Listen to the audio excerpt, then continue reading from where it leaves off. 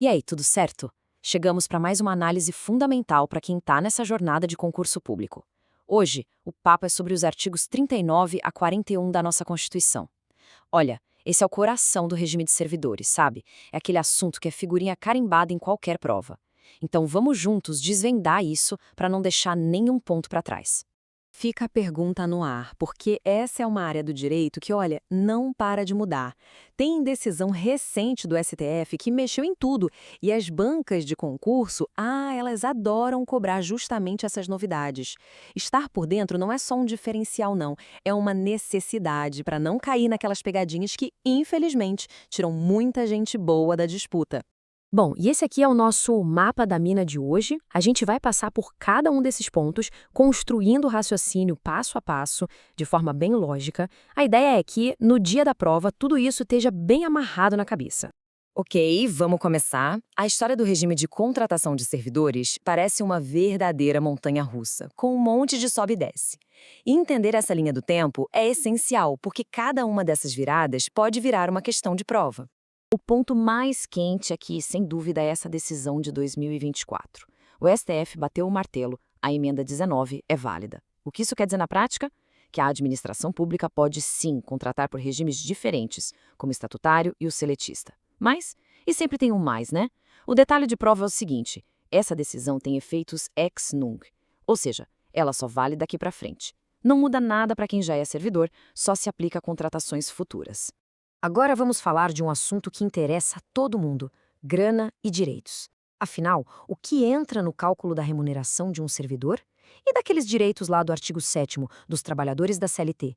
Quais também valem para o serviço público? É bom prestar muita atenção, porque isso aqui é um prato cheio para os examinadores. Olha só essa tabela. Isso aqui é o que a gente chama de mina de ouro para a questão de prova. É fundamental guardar isso. Servidor público estatutário, ele não tem direito a FGTS, nem seguro-desemprego e nem aviso prévio. Isso é coisa de quem é contratado pela CLT. Agora, o que está garantido, sim, 13º, férias com aquele 1/3 a mais, hora extra, tudo isso está na conta. As bancas adoram fazer uma salada com isso tudo para ver quem está atento. Certo. Agora vamos entender o tal do subsídio. O que é isso? Pensa nele como uma tentativa de deixar a remuneração mais simples e transparente.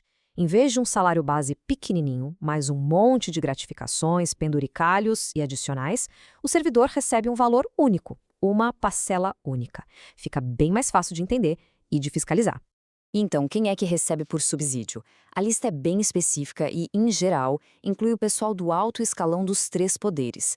Estamos falando de juízes, parlamentares, ministros, secretários. Mas atenção para um detalhe importante para a prova.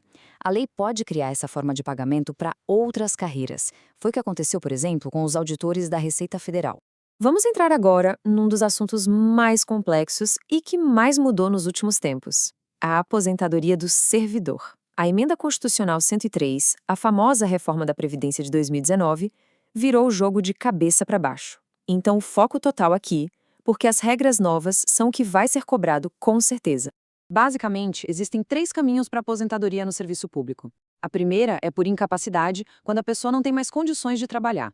A segunda é a compulsória, aquela que o pessoal chama de expulsória, que acontece quando se atinge uma idade limite. E a terceira é a voluntária, que é a meta de todo mundo, né? Que é quando se cumprem os requisitos de tempo e de idade. E aí vem a pergunta de R$ 1 milhão. Qual é a idade da aposentadoria compulsória hoje? Anota aí e não esquece mais: 75 anos. Isso veio com a PEC da Bengala, que foi a emenda 88 de 2015, e depois foi regulamentado. Chegou nos 75 anos, a aposentadoria é obrigatória para todo servidor efetivo. Simples e direto. E para a aposentadoria voluntária, como ficou no âmbito da União depois da reforma? As regras são essas.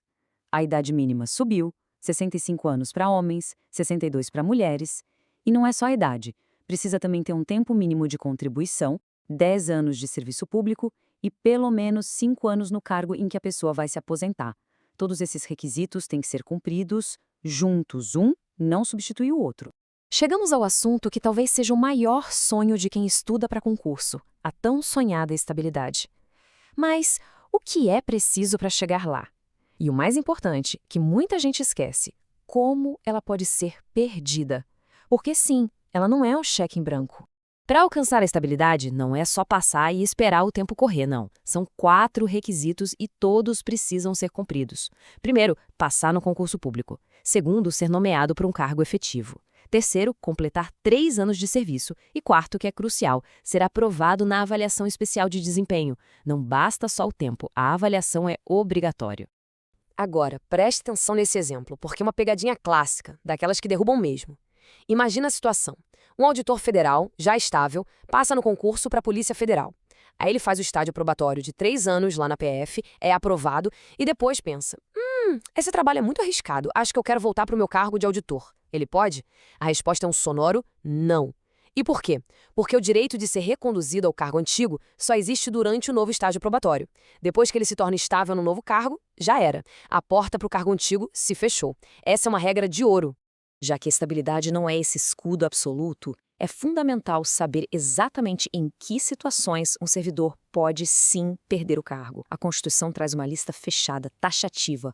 Isso significa que são só essas 4 situações. A lei não pode inventar outras.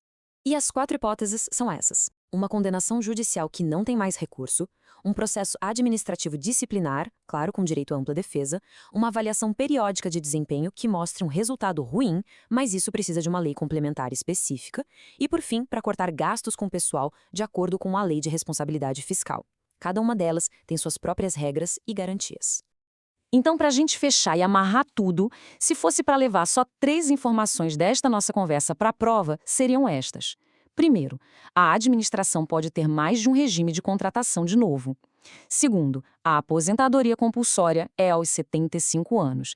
E terceiro, estabilidade não é só tempo de casa, precisa da avaliação de desempenho. Isso é o suco do que pode ser cobrado sobre esses artigos.